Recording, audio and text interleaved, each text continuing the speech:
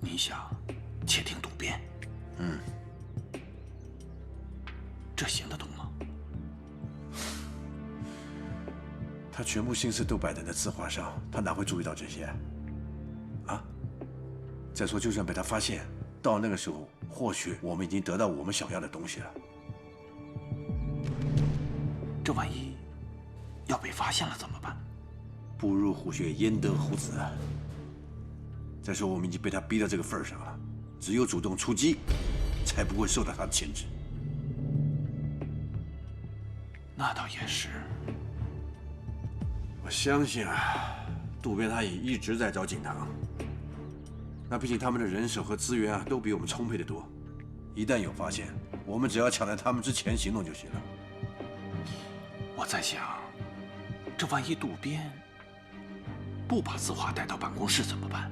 那就直接送到特高科去啊。送到特高科？嗯，那这画怎么送过去啊？那个杨官才不是要去领赏吗？可以找杨官才。找杨官才？嗯，他能答应吗？只要有利可图，他一定会答应吧。哎，可以试一试。那好，在你把监听设备架好之前，我也应该出现在渡边的视野里。好几天都没动静了，他也许会怀疑。那是不是太危险了？那不会，我出现才不危险。尤其在这个时候，他不会轻举妄动，他就想知道我从景堂那儿得到了什么。你赶紧去办吧。好，我马上就去。啊，等等。另外，你跑一趟环卫岗，看看那里是不是真的像德生所说的，什么事都没有发生过。没问题。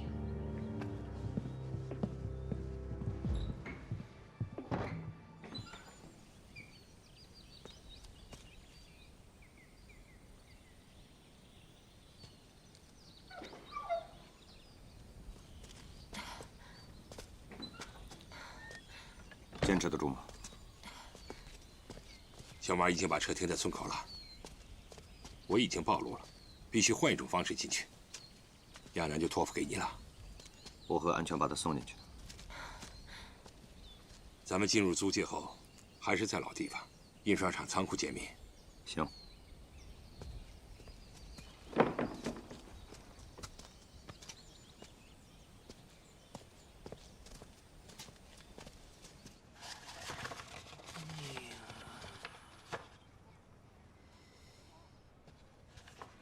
你这东西品相还行，可我怎么就没看明白这到底哪儿值钱呢？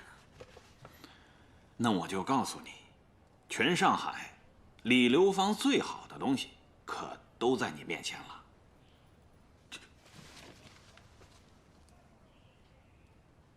真的假的？你没糊弄我吧？不信呢，找个买主试试。买主哪儿都有，万一你这东西是假的呢？假不了。我就知道，特高科的渡边正在收这个。你说，我敢拿假的吗？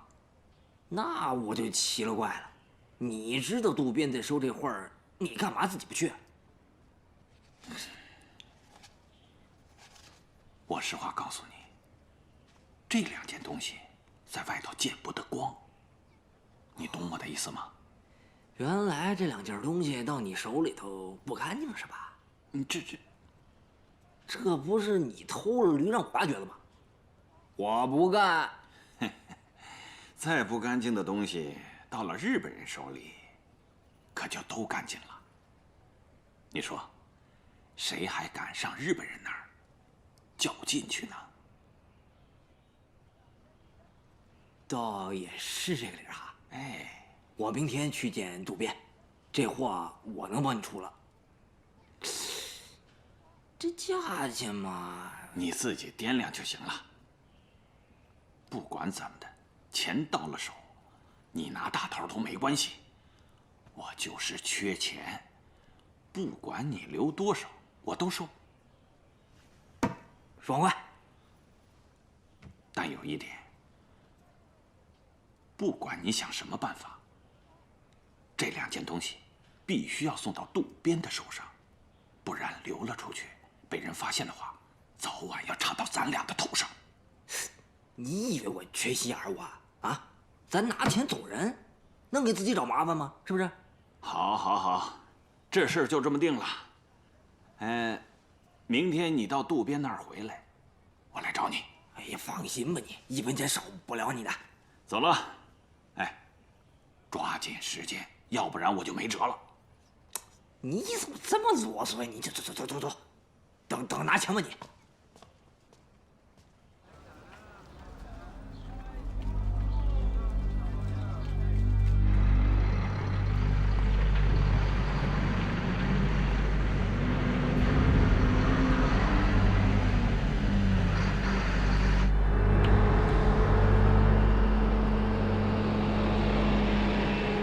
停车！车上拉的什么东西？印刷用的纸张和油墨。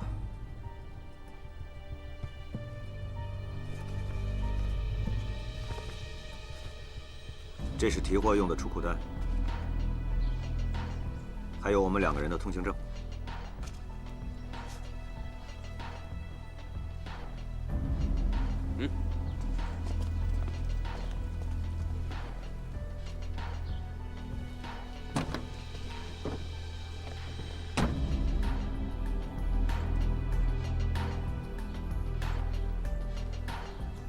把这个箱子给我打开。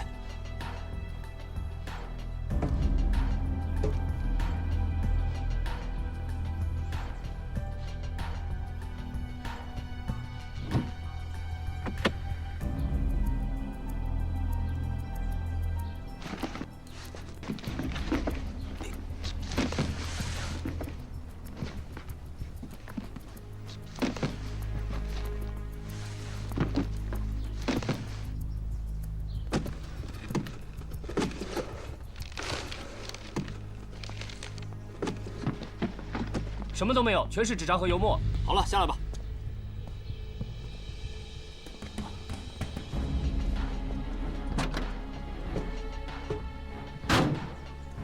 好，放行。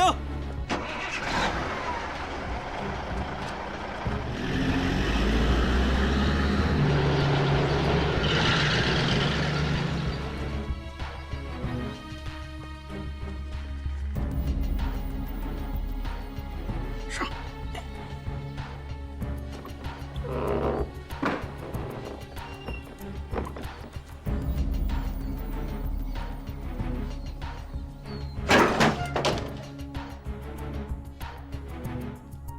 给我送。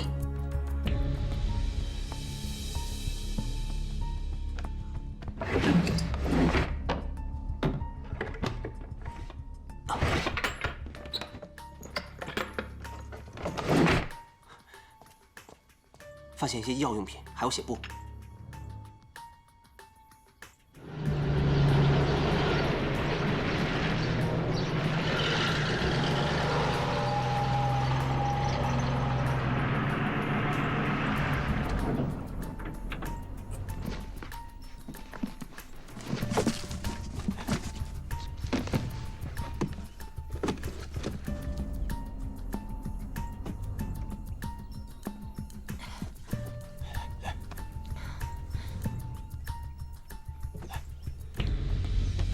小心！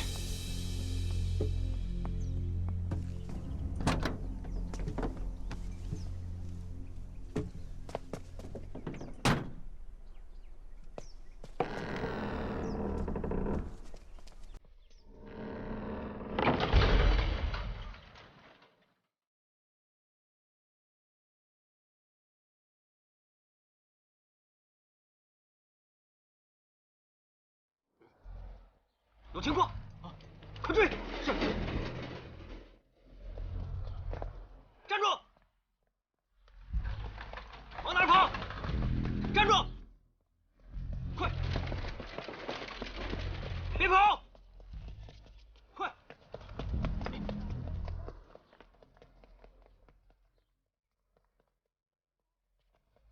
这边。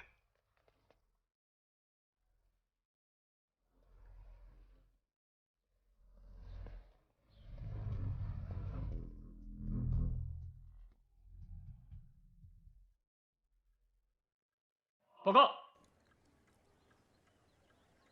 冯楚良那里有什么行动没有？没有。会不会是我们把冯楚良逼得太急了？他对情报不再抱有任何希望了。冯楚良不会是这样的人。我们把他逼得越紧，他就一定越想拿到那份情报，因为这对于他来说已经是最后的救命稻草了。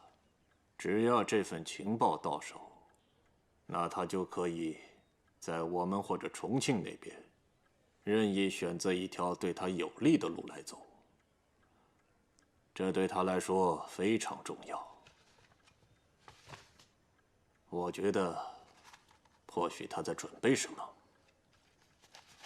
但就这么盯着他，确确实实没有太大的作用。还是要继续盯着，不能放松。对了，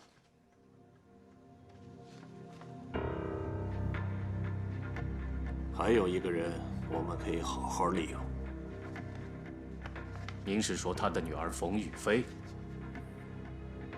你说的很对，冯雨霏知道的，说不定会比冯楚良知道的还要多。毕竟，他和唐宗年有过十分密切的接触。哦，我会去盯住冯雨霏的。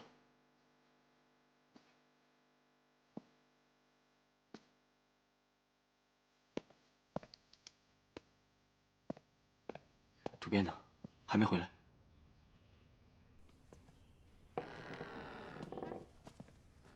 主编回来了。主编，好。亚楠怎么样了？在里边，他现在情况很危险，需要马上治疗。我想现在去趟教堂，让雨霏过来。雨霏不能来这里，而且我们必须马上撤离。你被发现了？巡捕房已经注意到我了，很快会查到这里。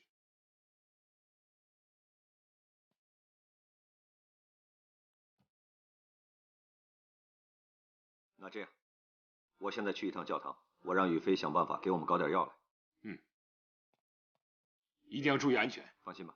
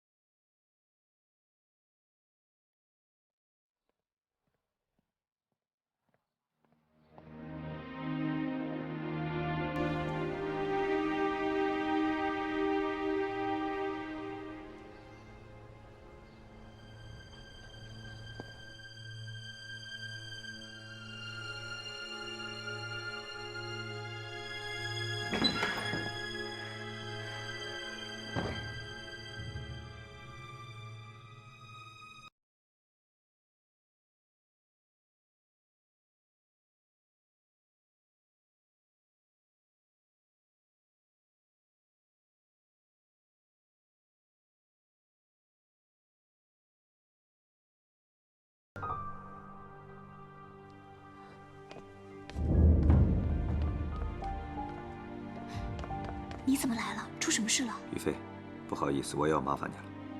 亚楠的病情恶化，高烧不退，伤口感染，所以现在很危险。怎么会这样啊？他在哪儿啊？带我去看看。我不能带你去，我刚把他转移回租界，那个地方不太安全，所以你不能去。你想办法帮我搞一些药来。这怎么行啊？这样吧，你把亚楠送到这儿来，教堂相对来说比较安全，而且日本人不会在这儿胡来的。神父那边我会跟他说。这神父可靠吗？你放心吧，他是一个正直善良的人，一定会帮我们的。这样吧，你把亚楠接过来，然后直接送到告解室，在里面等我。我现在回去拿医药箱。快去啊，不要耽误时间了。好，雨霏，谢谢。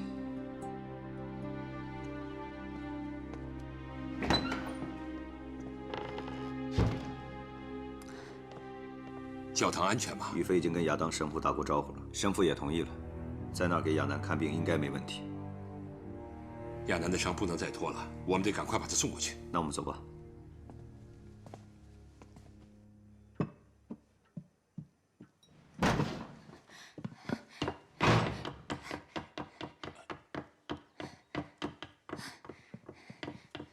宇飞回来是吧？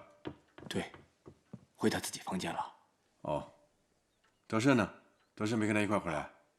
德胜没回来，他一个人回来的。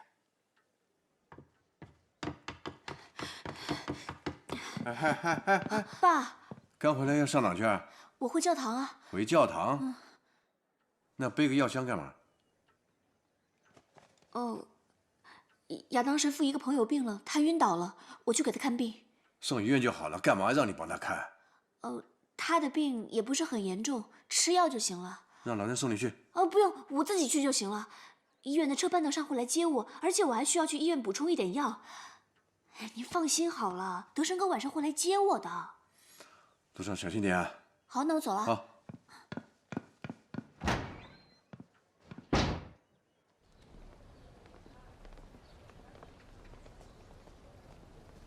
雨飞，陈嬷嬷，来，原本这些药真的不能拿给你，你也知道，因为现在抗生素本来就比较紧缺，亚当神父既然开了口，那还是要帮他的。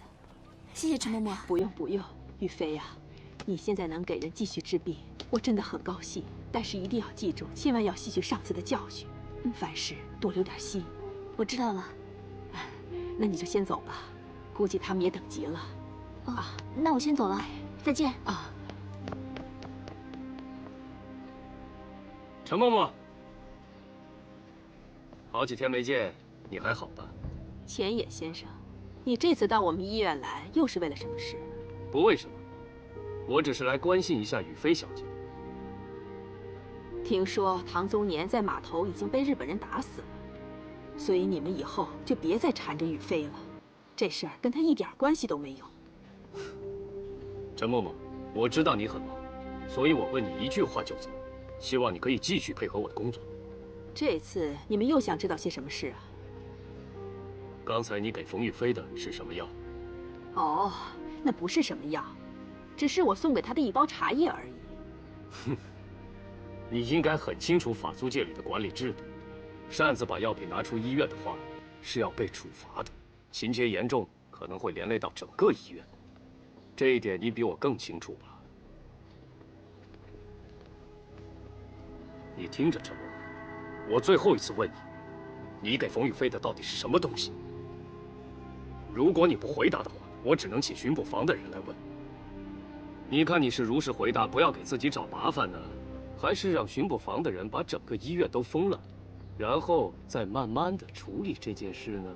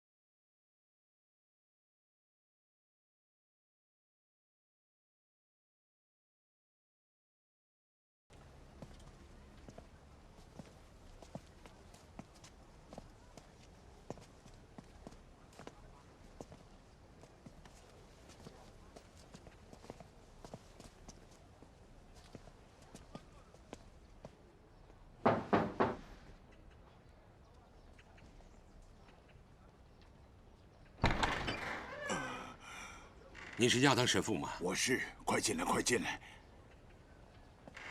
来，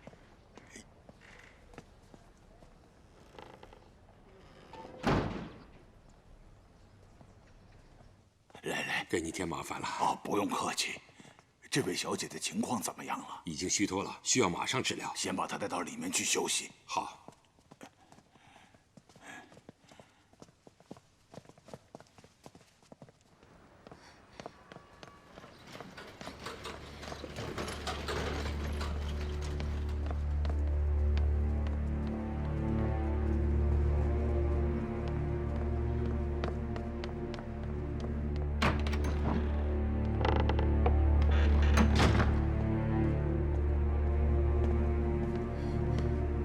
济南哥，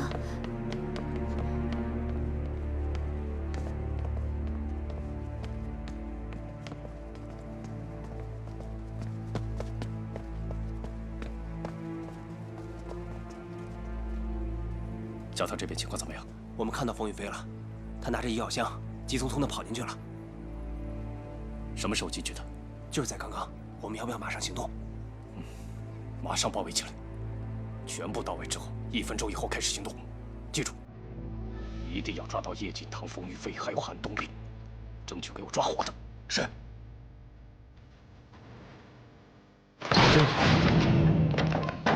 都给我好好查，一个地方都不准错过！站住！都给我站住！你们这是要干什么？你们知道这是什么地方吗？竟然带着武器进来！对不起，亚当神父，我们正在追捕嫌犯，给您添麻烦。嫌犯怎么可能跑到我这儿来？你们赶紧出去！你们不能在这里冒犯天神。这些人非常危险，我担心他们藏在这里，会给您带来麻烦。你一定是看错了吧？我这儿根本就没有什么人。如果你再不走的话，我马上就给公董局打电话了。把枪收起来。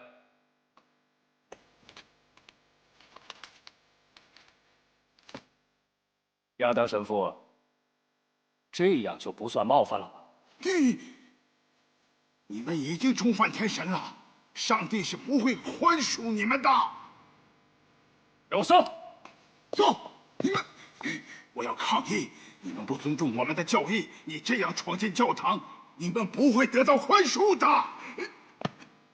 亚当神父，我只要得到我想要的，至于宽不宽恕，这跟我没有关系。给我搜！是。你们快点！我要抗议！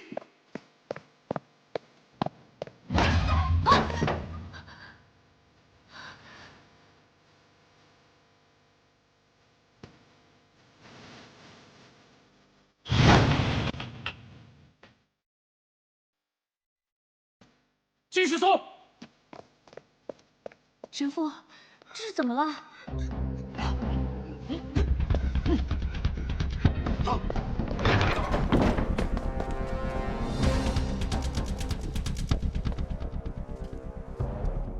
撤，走。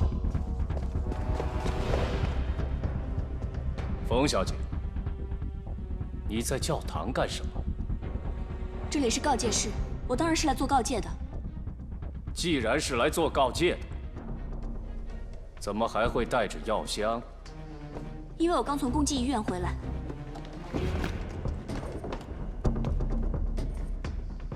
你去公济医院做了什么？叫回来了几个小孩，他们生病了，所以急需要用药，我就去找陈嬷嬷拿药了。我知道，我这是违反了租界的药品管理条例，可我这也是没有办法呀。你们在医院的时候就已经问过我问题了，我该说的都说了，你们还想要知道什么呀？报告，什么也没有发现。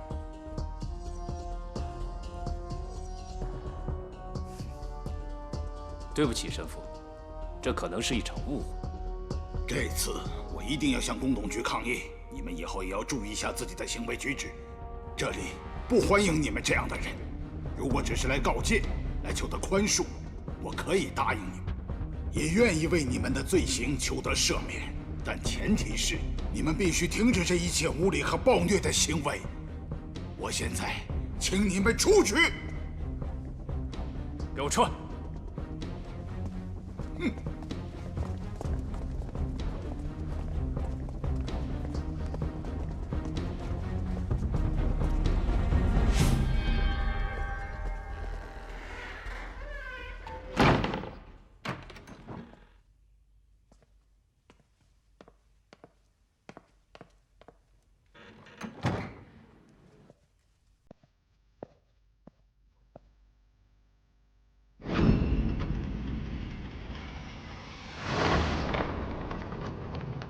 玉妃小姐，跟我走。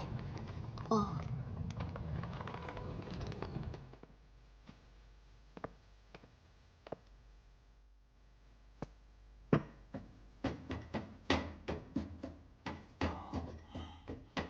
玉妃，锦堂哥，外面的人都走了，这位小姐现在怎么样？不太好。这里是教堂最安全的地方，除了我，没有第二个人知道这里。玉妃，你就在这里放心的给你的朋友治病。谢谢你。谢谢亚当神父。谢谢。有什么事情，你们可以随时找我，我就不打扰你们了。你们先帮你们的朋友疗伤吧，我走了。来，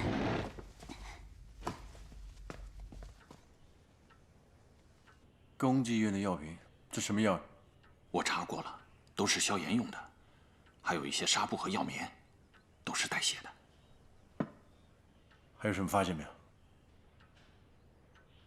从房子里面用过的碗筷来看，大约也就3、5个人。不仅宇飞去过那儿，德胜也去过那儿，他们俩都没跟我说实话。他们会不会发现什么了？这锦堂是不是拿到唐宗年的那份情报了？我看得很清楚啊，唐宗年根本就没给锦堂任何东西，只是跟他说了几句话而已啊。要是唐宗年直接把我们俩的名字告诉了锦堂怎么办？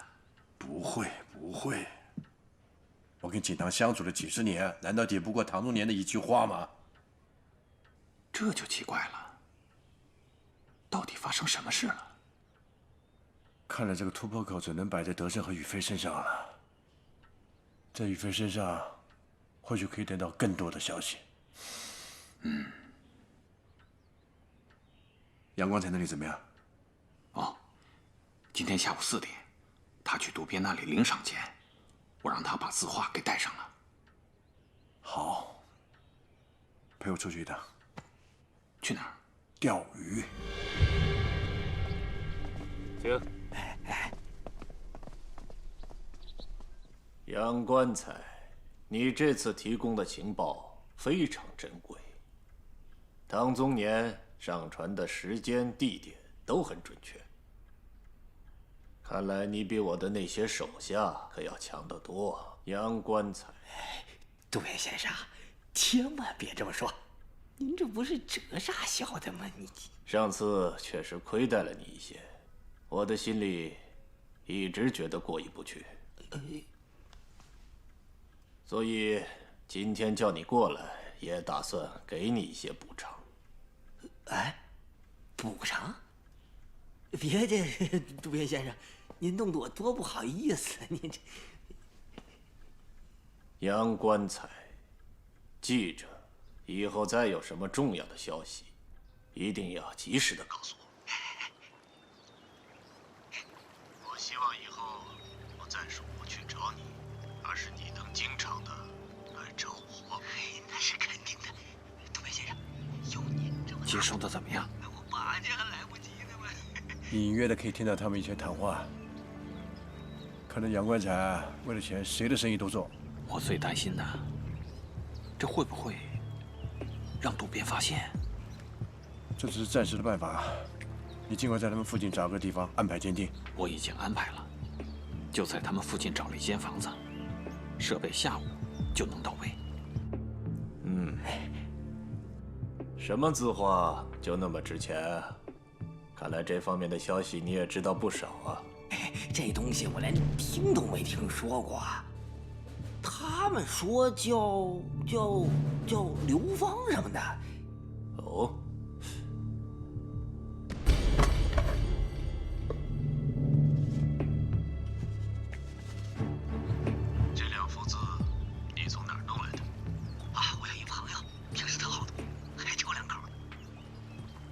不是吗？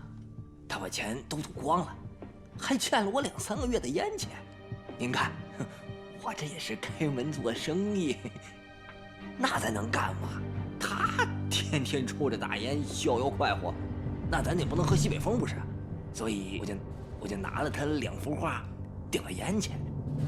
你也知道，这玩意儿在我手里就跟擦屁股纸没区别，他变不了钱呢。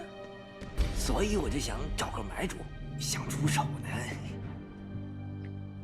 你想卖多少钱？得了，您给我6000块。你要6000块，我可以给你。除了买你的字画之外，也算是给你那份情报的赏钱。那多不好啊！谢谢杜本先生，谢谢。另外，昨天刘家港码头的枪战听说了没有？听说了，那能不听说？那动静大着呢，听说死了好些人呢。我想让你帮我去打听几个人的下落。什么人？渡边让杨怪才打听景汤和韩东林的下落，下午就把监听人员弄到位，随时注意他们的消息。动作要快啊！我明白。就他娘的给这么点儿！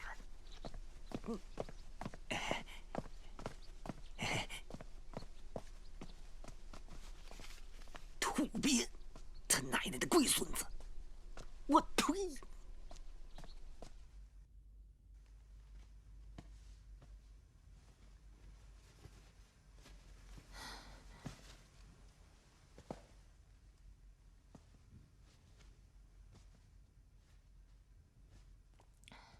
于飞，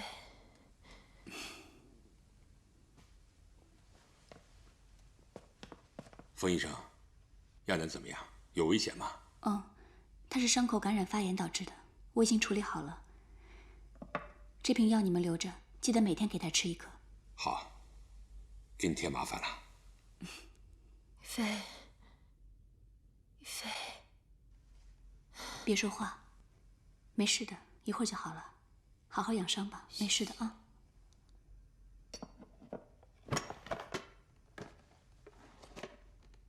那没什么事，我先走了。好，我送你出去。千野的人一定还会盯着你，你一个人出去太危险。没关系的，他们已经来查过了，查不出我什么东西来。再说了，德胜哥一会儿会来接我的。要不然我们先撤出去。不行，我想千野这会儿一定对教堂加强了控制，暂时出不去。尤其是你，你已经暴露了。我知道有一条路可以通向隔壁的福利院，要不景堂哥你跟我去看看。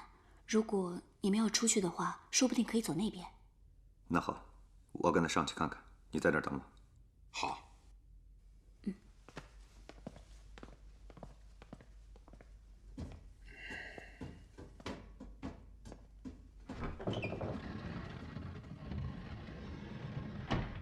这边我没事。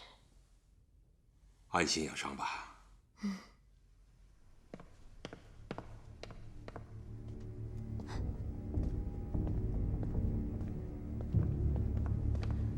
景堂哥，那边就是后门，你出门左拐就回到隔壁的福利院。出门左拐啊，我就不送你出去了。等一下。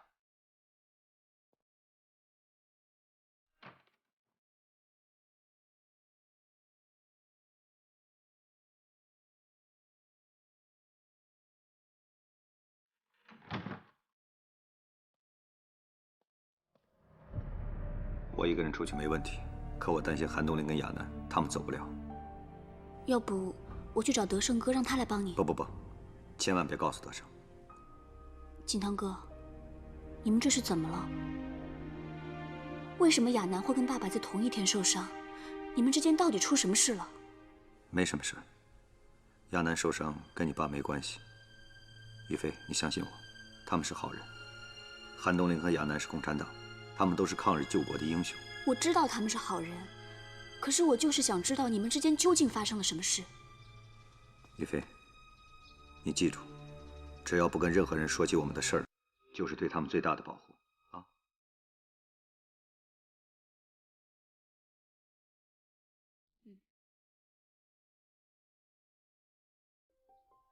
那你接下来怎么办？亚楠姐现在受了伤，要把她送走也不是那么容易的事。如果需要我的话，你就告诉我。如果不介意的话，你们可以留在这儿。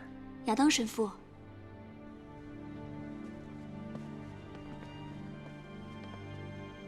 玉妃小姐的朋友应该是值得信赖的人。但是神父，您刚才看到了，我们的人受了枪伤，而且日本人已经盯上了教堂，并且直接对你构成了威胁。正因为日本人这么做，所以我才觉得你们应该选择留在这儿。日本人擅自闯进了教堂，我已经向公董局提出了抗议。他们不会再乱来了。教堂和地下室相对来说比较安全，日本人就算闯进来，他们也找不着你们。你们可以等亚楠小姐把伤养好了以后，然后再想办法离开这儿。金堂哥，我觉得这是现在最好的办法了。那谢谢你了。于飞，我先去地下室看看，你自己小心。放心吧，一会儿德胜哥会来接我的。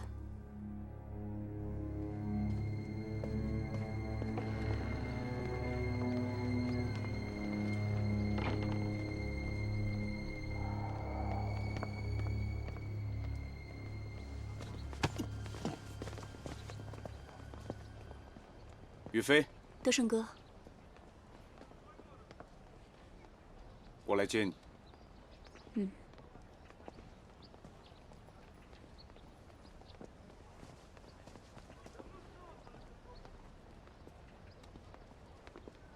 先不用跟着冯玉飞了，或许他是故意想把我们引开。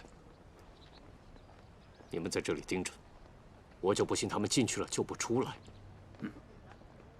我先去汇报。好，你们盯好。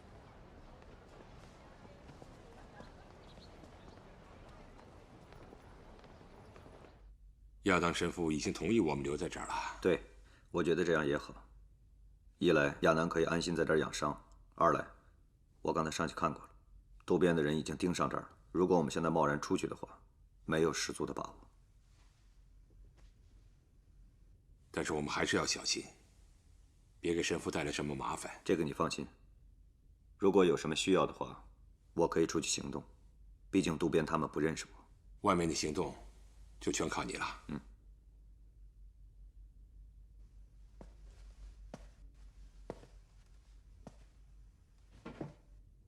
亚楠好点了吗？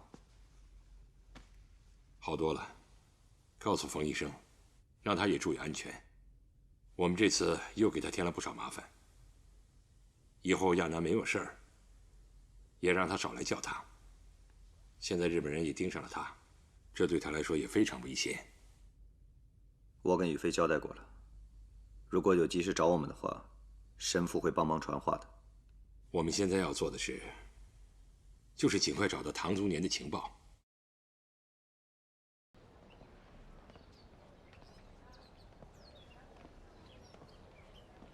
怎么还带着药箱啊？是给亚当神父带了些药过去。他没事吧？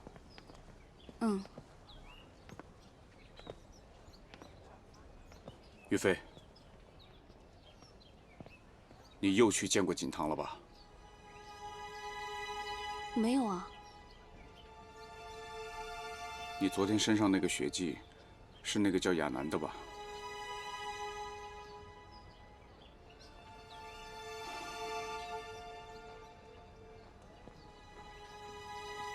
亚楠受了伤，景堂也只有找你帮忙了。不过你放心，我什么都不会说。如果要说的话，我昨天晚上都已经跟老板说了。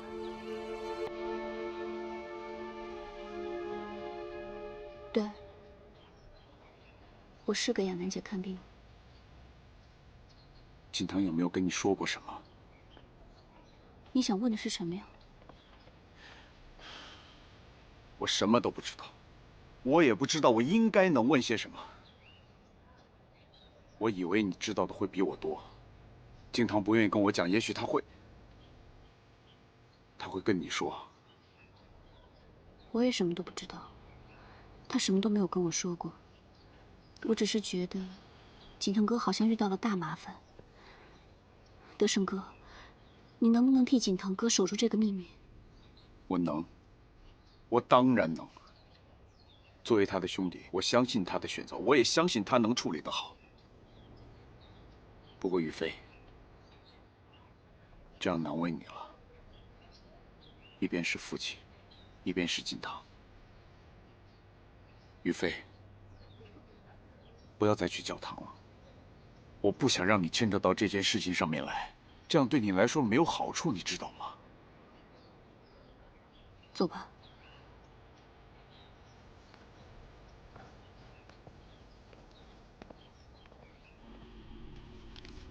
现在先不要动他，你先注意他女儿的动向。哎，知道了。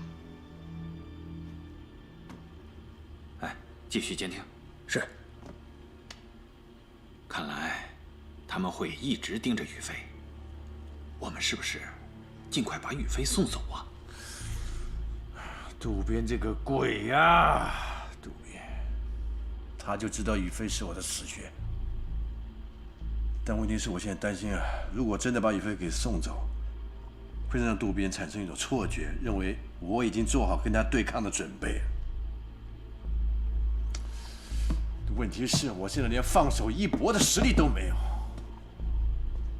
您的意思是让宇飞留下，好让渡边对我们放松警惕？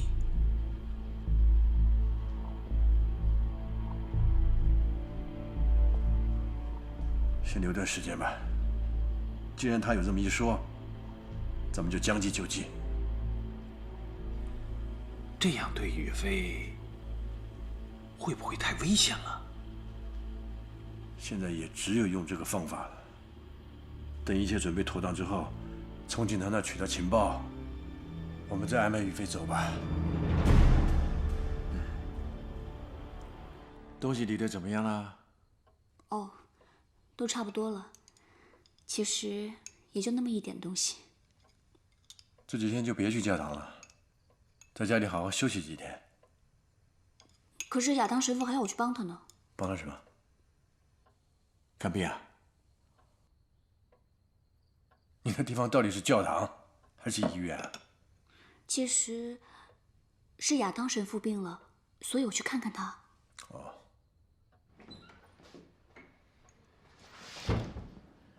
导演，阿胜来了。老板。啊，来，一块吃饭吧。好。老戴。啊，宇飞，拿碗筷来。好。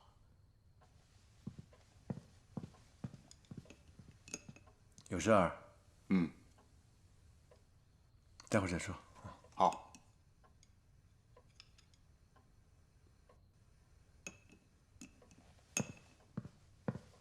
谢谢。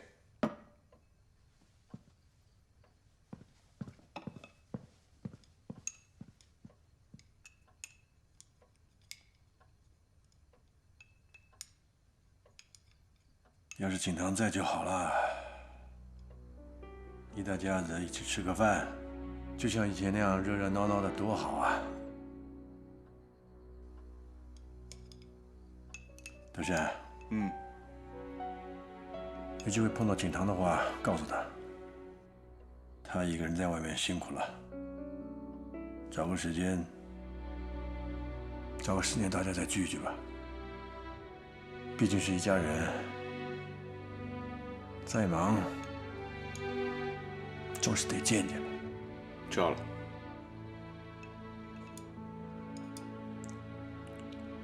都大了，一个个都管不住了。哼，真的是都大了。好了。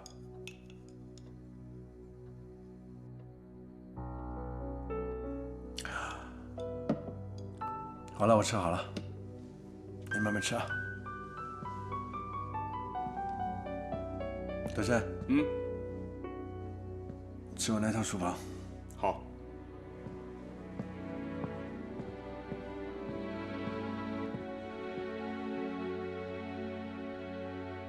老板没问你什么吧？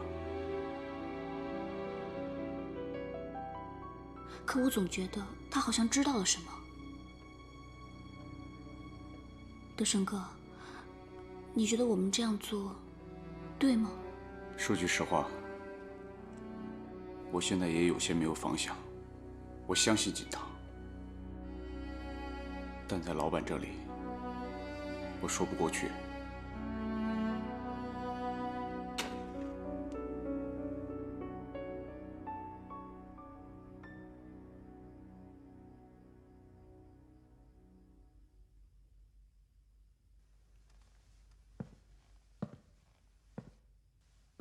老板，说吧，什么事儿？也没什么大事儿，就是我发现有2台监听设备被老徐调走了。那是我让他去办的，有问题吗？啊，那就没什么问题了。只不过之前监听小组是我负责的，这次有点突然。你要接送雨飞，就没找你了。哦，老板，咱们这是要监听谁啊？这你就不用问了，等该告诉你的时候，自然会告诉你。你现在主要任务就是要保护雨飞，知道吗？好，德胜，我知道你很想参与行动，但这次有老徐就行了。这监听也不是什么大行动，你不用担心啊。明白。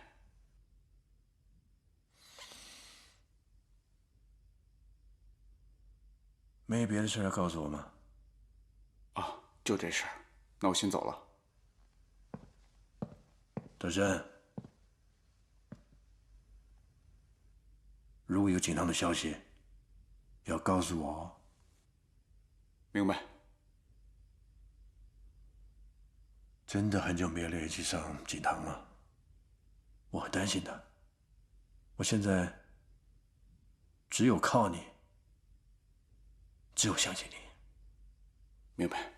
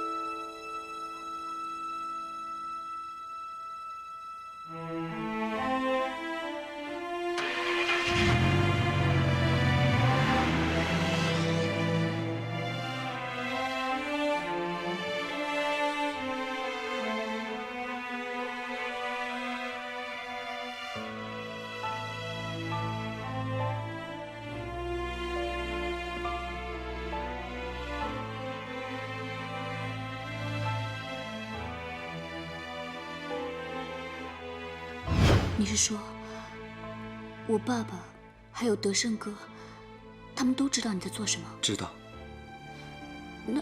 那他们为什么要骗我？我想他们这么做是为了保护你，你知道的越少，对你来说就越安全。我什么都不知道，我也不知道我应该能问些什么。我以为你知道的会比我多。景堂不愿意跟我讲，也许他会。我们不是一家人吗？我们不是对对方都很了解吗？我不信这一切会改变。就是因为这样，所以我现在更加珍惜。但是一飞，从今天开始起，我要用我的方式来处理一些事情，这是你所不能理解的。一飞，听我的话，离开上海，离开这个地方。景堂哥，你能告诉我，这一切到底是怎么了？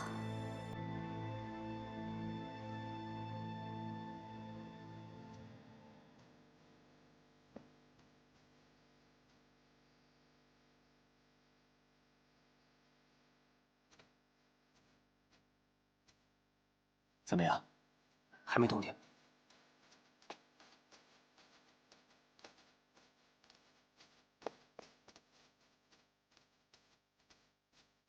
有没有情况？教堂里没人出来。有没有后门？有，但是还是没有人出来。离近点。是。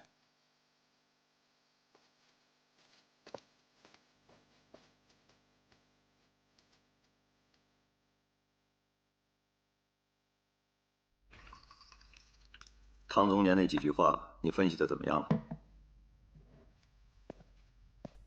光靠这几句话，很难知道唐宗年究竟想说什么。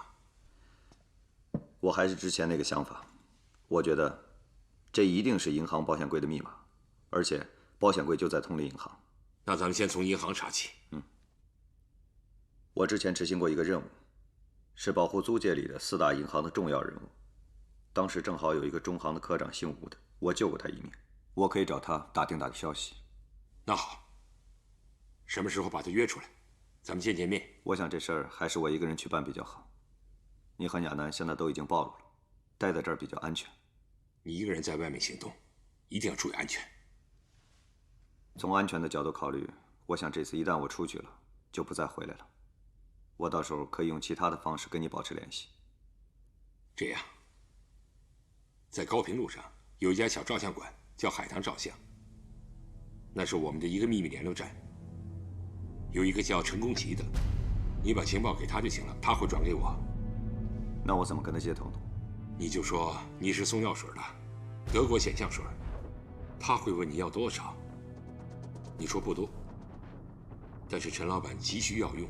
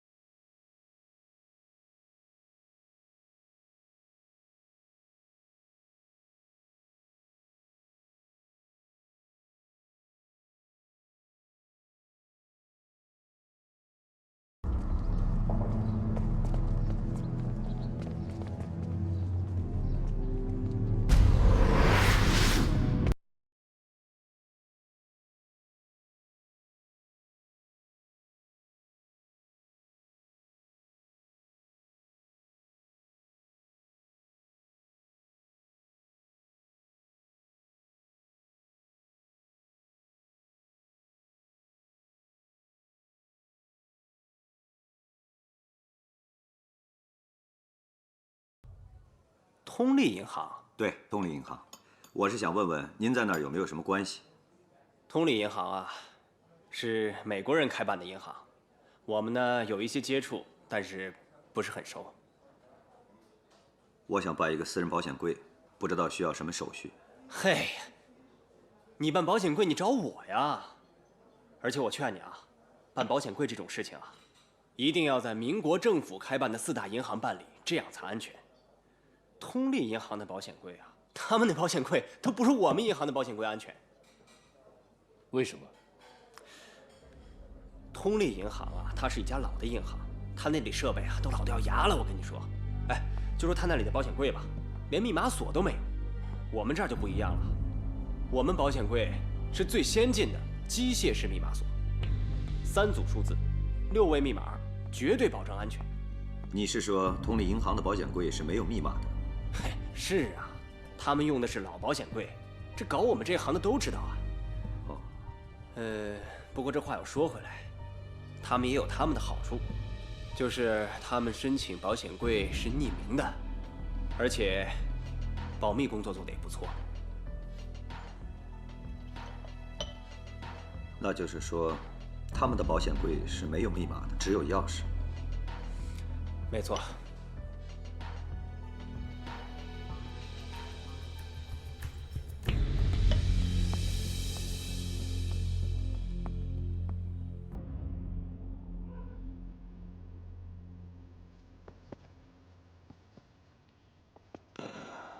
冯小姐一大清早就来找叶先生，我想你还是过去跟他谈谈吧。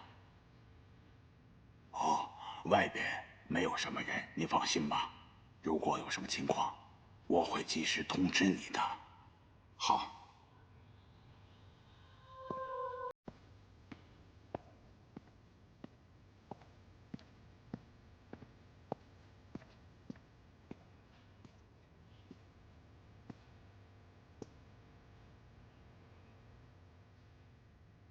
冯医生，韩主编，锦堂他今天有事儿，一早就出去了。你有什么事儿方便的话，可以告诉我，我转告他。哦，其实也没什么事，我就是过来看看你们，看看你们有什么需要的，我可以帮忙。暂时什么都不需要，亚当神父非常照顾我们。那就好。亚楠呢？他现在情况怎么样了？他好点了没有？啊，亚楠他挺好的。冯医生，真的很感谢你，从一开始到现在，你给了我们很大的帮助。你是一个心地善良又有正义感的女子，但是有一点你要记住，在这种形势下，你一定要注意安全。渡边他们逼急了，什么事都做得出来，像这样危险的地方，你以后就别来了。嗯，我明白，这也会给你们带来麻烦。那倒不是，我知道你在担心景堂，你有可能不理解他的这些行为，甚至不知道他究竟在干什么。但是我可以告诉你，他所做的一切都是为了这个国家，为了这个民族。总有一天，你会为他骄傲。嗯，我相信他一定可以做得很好。你放心吧，我会叮嘱他叫他小心点儿。谢谢韩主编。你赶紧回去吧。好，那我先走了。好。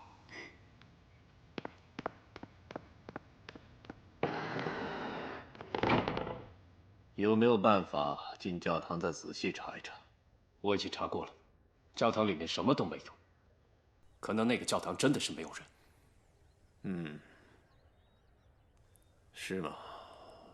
这样，去打听一下教堂里最近每天消耗的菜和米面的量，再问问以前卖菜给教堂的人，让他们去统计一下，看看是不是有什么变化。啊，这真是个好主意。现在最难确定的就是叶景堂，因为我们从没见过他，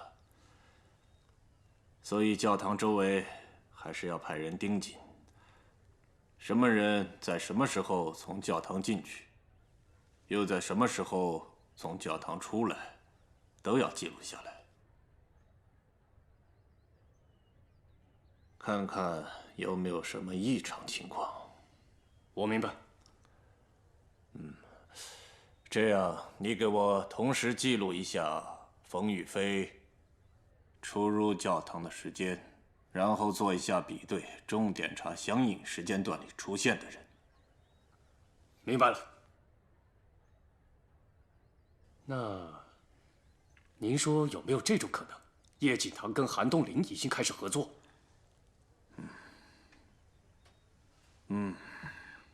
不排除这种可能，因为到现在冯楚良那里都没有和叶景堂有所接触。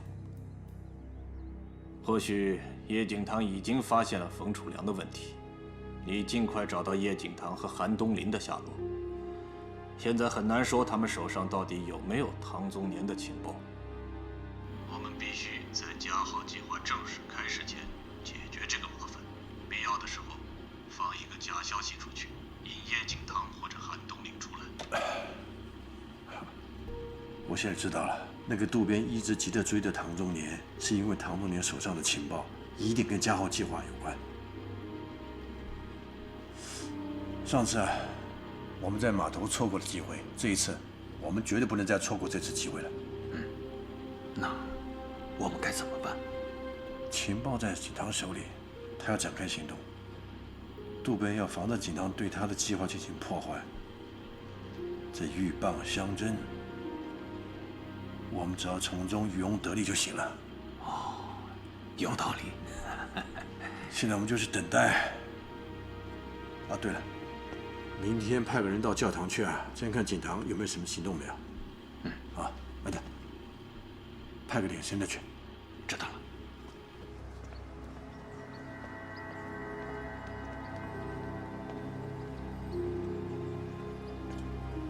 到照相馆以后，就找陈公吉陈老板，用我告诉你的暗语和他们接头，他就知道是自己人了。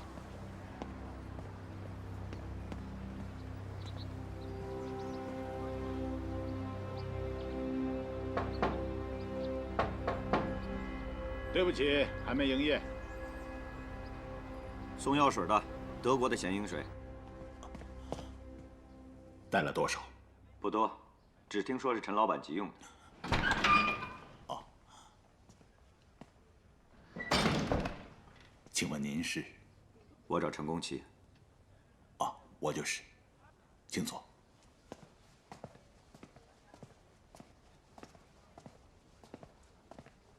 请坐。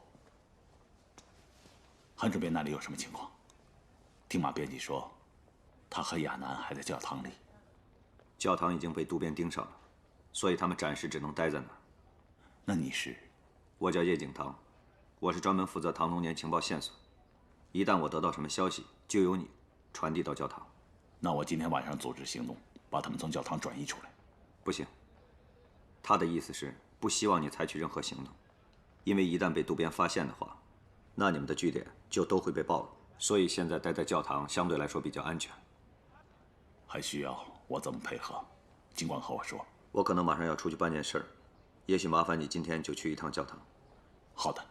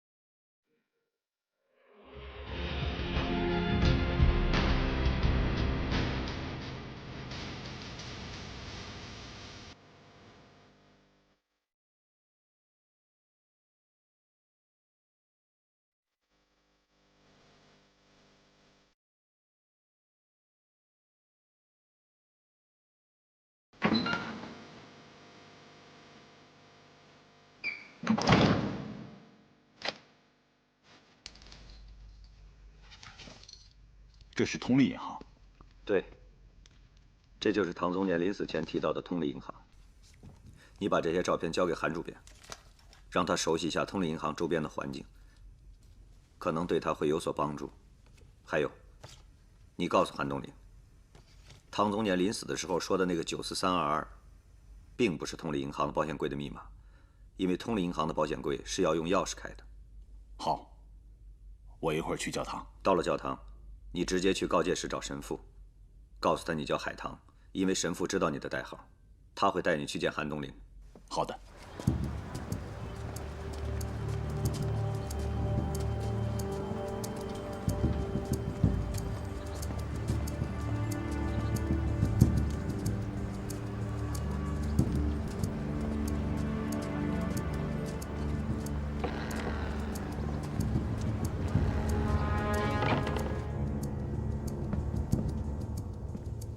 这是通力银行附近环境照片，叶锦堂交给我的。他说他已经和银行的人接触过了，他能够确定你们得到的那一组数字并不是通力银行保险柜的密码。知道了。你把他安排好了吗？安排好了，就在照相馆里面。哦，他还说让你赶快看这些照片，说不定还能发现点什么。我会尽快的把唐宗年留下来的线索解读出来。另外，你告诉叶锦堂医生，有些事情就要麻烦他了。这个叶锦堂是军统的人，我们为什么把那么重要的情报都交给他呢？你可以信任他，我们之前调查过他，他跟军统其他的人不一样。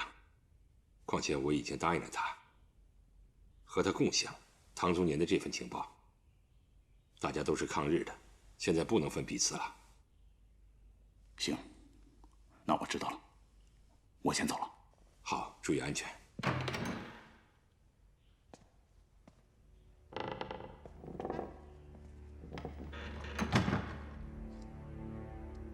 唐宗年说的那组数字，并不是通力银行保险柜的密码。那或许这组数字，只是一组编码。可是，只有5个数字，会不会是编码中的一部分呢？我觉得这种可能性不大。唐宗年临死前不会把这几个数字单列出来。也许是我们把问题想复杂了。如果我们把那组数字和银行分开来想，或许两者之间并不存在一定的关系。可这到底是什么呢？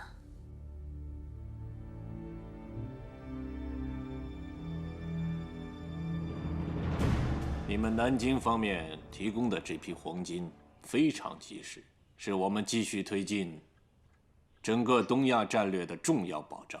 这对我们来说真是莫大的帮助，非常感谢。这次的保密工作呀，做得非常好。你看，明天我就可以把全部的黄金转交给你们了，一点问题都没有啊。这本来就是我们的工作。张先生客气了。对了，渡边先生，你们什么时候起运这批黄金呢？也就在这几天。那就太好了。我也希望你们尽快的把这批黄金运走，放在我的华兴银行啊。哎呀，让我寝食难安啊。放心，既然来的时候没有出问题，那我们转走的时候也一定能保证万无一失。你就放心吧，不会走漏一点风声。太好了，渡边先生这么一说呢，我就放心了。过2天我就可以去南京交差了。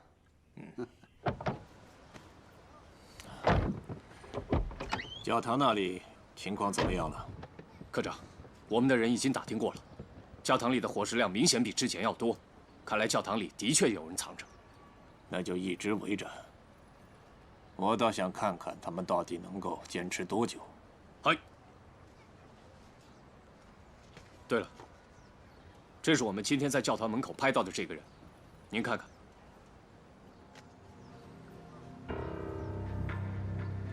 这个人有什么问题？这个人一大早就从教堂里出来了，但是在他出来之前，根本就没有人进去过。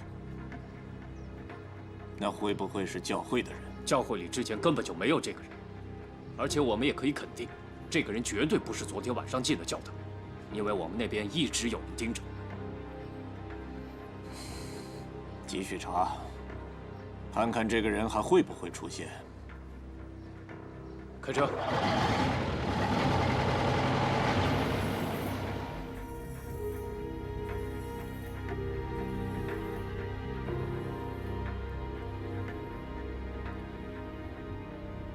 主编。你有什么新发现吗？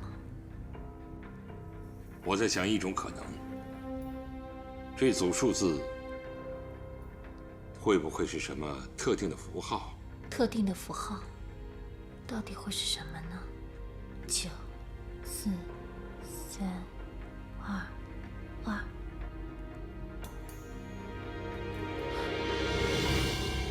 难道是电话号码？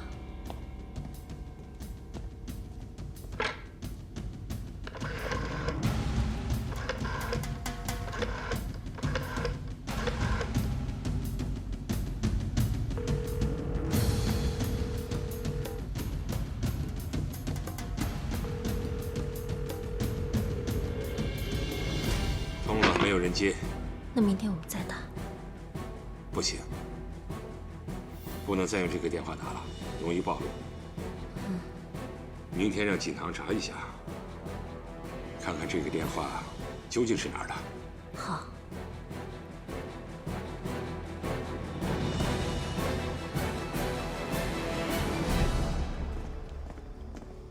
那批黄金怎么样了？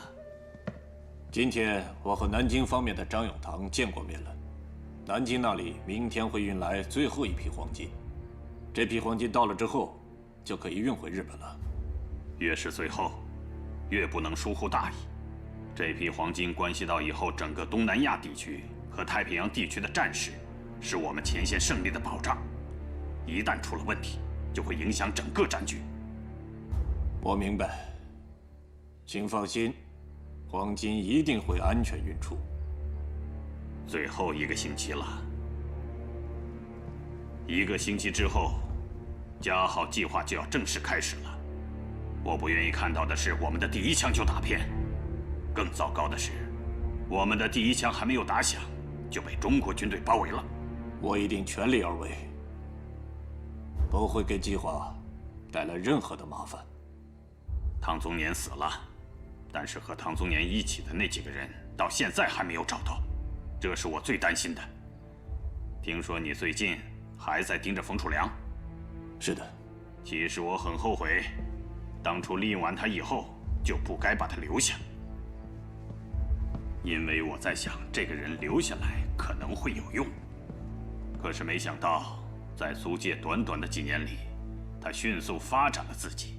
既然冯楚良很不听话，那我们就好好的利用他。利用他？如果加号计划真的泄密，我们能做的只能是把中国军队调动起来。您的意思是，放一些假情报出去？既然冯楚良在我们的视线里，那么这件事通过他去做，是再合适不过了。啊，我明白您的意思了。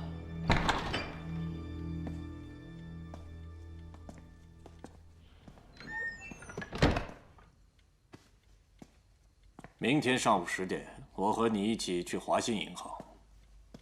南京那里的最后一批黄金将于明天运到，你负责和华信银行的总经理张永堂清点一下，过几天就全部准备转运至日本。到我明天再去教堂抽调一些人回来。不用，教堂那里的人留着，我们明天为宪兵队要人，你马上去联系一下。哎，华兴银行。租界里一家小的银行，看上去不怎么起眼，但是却有汪伪政府的背景。南京运黄金，这跟日本人有什么直接关系吗？搞不清楚。明天派个人去看看情况。那我去。不用，你留下来监听。让德任去。好吧。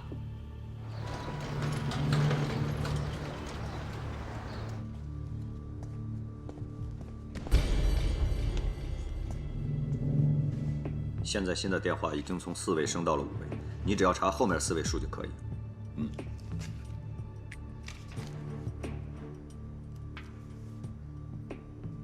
找到了。哪儿的？是美商电报电话公司架设的，是华兴银行里的电话。华兴银行？对。奇怪了，汤宗年临死的时候明明说的是通力银行。难道这件事情并不像汤宗年所说的那样，知道情报的不止他一个人？你的意思是说，还有其他人知道这份情报？这样，我明天去一趟华兴银行，先确定一下这个电话是谁的，然后我们回来再做具体的分析。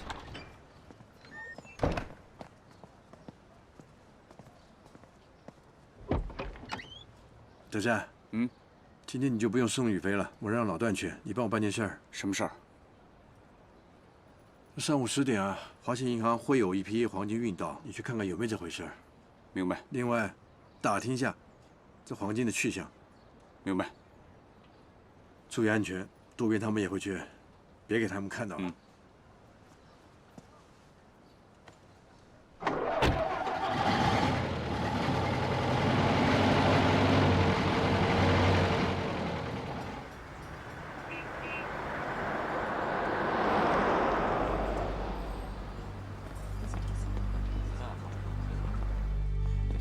这个表啊填的不够好，这里再填一下。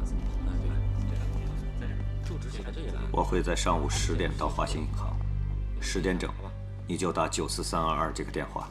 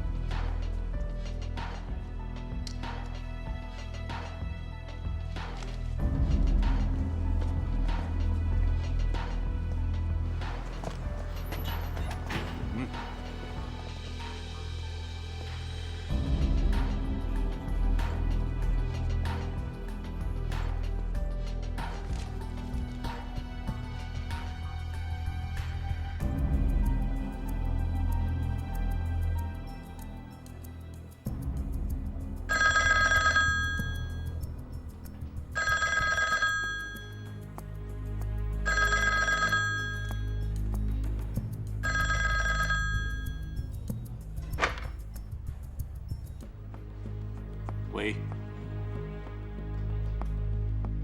喂，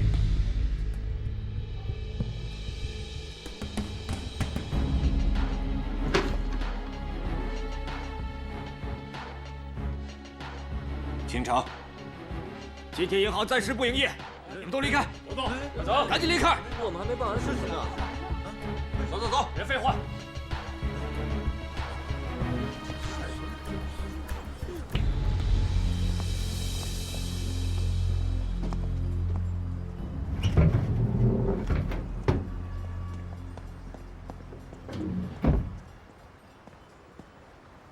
你来银行干什么？你赶快走，我们这样在一起很容易暴露。你到底在干什么？啊？你如果当我是兄弟的话，你就应该告诉我。我跟你说，你赶快回去。时机到了，我自然会告诉你。